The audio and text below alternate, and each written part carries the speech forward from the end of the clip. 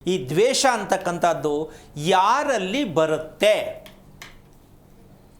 ಅಂತಕ್ಕಂತಹ ಒಂದು ವಿಷಯನೂ ಕೂಡ ಇದರಲ್ಲಿ ಸೇರಿಕೊಂಡಿರುತ್ತೆ. ಯಾವುದರಲ್ಲಿ? ನಿದ್ದೆಯಲ್ಲಿ ಮಾಡುವ ಯೋಗದಲ್ಲಿ ಸೇರಿರುತ್ತೆ. ಹೇಳ್ಬಿಡಿಯಪ್ಪ ಬೇಗ ಅದಕ್ಕೆ ತಿಳ್ಕೊಂಬಿಡೋಣ ಅಂತ ಎಷ್ಟೋ ಜನಕ್ಕೆ ಅನ್ನಿಸ್ತಾ ಇದೆ. ಆದರೆ ಇಲ್ಲಿ ನಾವು ಮುಖ್ಯವಾಗಿ ಒಂದು ದಿನದಲ್ಲಿ ಮಾಡ್ತಕ್ಕಂತಹ ಊಟ, ಒಂದು ದಿನದಲ್ಲಿ 24 ಗಂಟೆಯಲ್ಲಿ ನಾವೇನು ತಗೊಂಡಿರ್ತೀವಿ, ಆಹಾರವನ್ನು ಹೇಗೆ ನಿದ್ದೆ ಮಾಡಿರ್ತೀವಿ, ಅದನ್ನು ಹೇಗೆ ಕರಗಿಸಿರ್ತೀವಿ ಅನ್ನೋದಕ್ಕೆ ನಮಗೆ ಉತ್ತರ ಬೇಕಾ ಬೇಡವಾ? ಬೇಕು. ನಮ್ಮ ದೇಹಕ್ಕೆ ಈ ಉತ್ತರ ಸಿಕ್ಕದೇ ಇರುವ ಕಾರಣ, ಗೊತ್ತಿಲ್ಲದೇ ಇರುವ ಕಾರಣ ನಮ್ಮಲ್ಲಿ ಒಂದು ಅಜ್ಞಾನತ್ವಕ್ಕೆ ಹೋಗಿದ್ದೀವಿ. ನಾವು ಅಜ್ಞಾನತ್ವಕ್ಕೆ ಹೋಗ್ಬಿಟ್ಟಿದ್ದೀವಿ. ಏನು? ದೇಹ ನನ್ನದು, ಮನಸ್ಸು ನನ್ನದು.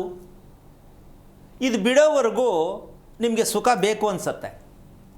ದೇಹ ನನ್ನದು, ಮನಸ್ಸು ನನ್ನದು. ಆ ರೋಗ ಹೋಗೋವರೆಗೂ ಸುಖ ನಮಗೆ ಬೇಕು ಅಂತಲೇ ಅನುಭವಿಸ್ತಾ ಇದ್ದೀವಿ. ಸಿಕ್ಕಲ್ಲ ಅದು. ಯಾಕೆ? ನಾವು ತಿಳ್ಕೊಂಡಿರೋದೇ ತಪ್ಪು. ನನ್ನ ದೇಹ ನನ್ನ ಮನಸ್ಸು, ಸಾಧ್ಯನೇ ಇಲ್ಲ ಅದು. ಅದು ಬಿಡೋವರೆಗೂ ಯಾವ ಕಾರಣಕ್ಕೂ ನಿಮಗೆ ಯೋಗ ಬರಲ್ಲ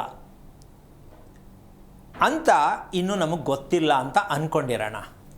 ಸತ್ಯ ಅರ್ಥ ಮಾಡಿಕೊಂಡ ಮೇಲೆ ಇಲ್ಲಿ ಮುಖ್ಯವಾಗಿ ಬೇಕಿರತಕ್ಕಂತಹ ಈ ಸುಖದ ದೇಹ ಏನಾಗಿರುತ್ತೆ, ಏನಾಗತ್ತೆ ಅನ್ನೋ ಪ್ರಶ್ನೆ ಬಂದು ತಿಳ್ಕೋಬೇಕು. ಸುಖ ಪಡೆಯುವ, ಸುಖವನ್ನು ಬಯಸುವ ದೇಹ ಏನಾಗಿರುತ್ತೆ, ಏನು ಮಾಡುತ್ತೆ, ಏನು ಅನುಭವಿಸ್ಬೇಕಾಗತ್ತೆ ಸುಖದಿಂದ. ಮನುಷ್ಯ ಕಷ್ಟದಿಂದ ಅನುಭವಿಸಲ್ಲ, ಸುಖದಿಂದ ಅನುಭವಿಸ್ತಾನೆ. ಏನು ಹೇಳ್ತೀಮ್ಮ?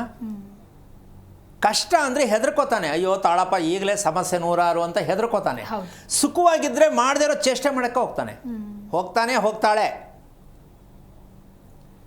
ಹಾಗಿದ್ದ ಮೇಲೆ ಸುಖ ಅಂದ್ಕೊಳ್ತಕ್ಕಂತಹ ಒಂದು ವಿಚಾರವನ್ನು ನಾವು, ಎಂತಹ ಒಂದು ಕ್ಯಾನ್ಸರ್ಗಿನ್ನ ಕೆಟ್ಟ ರೋಗ ಯಾವುದು ಅಂದರೆ ಸುಖ ಬಯಸೋದು, ಸುಖಕ್ಕಾಗಿ ಹೋರಾಡೋದು ಕ್ಯಾನ್ಸರ್ಗಿನ್ನ ಕೆಟ್ಟ ಕಾಯಿಲೆ ಇದು. ಇದಕ್ಕೆ ಮೆಡಿಷನ್ ಅಲ್ಲ, ಇದಕ್ಕೆ ಜಾಗನೇ ಇಲ್ಲ ನಮ್ಮ ದೇಶದಲ್ಲಿ. ಸುಖವನ್ನು ಕೇಳೋರಿಗೆ, ಸುಖವನ್ನು ಬಯಸುವವರಿಗೆ.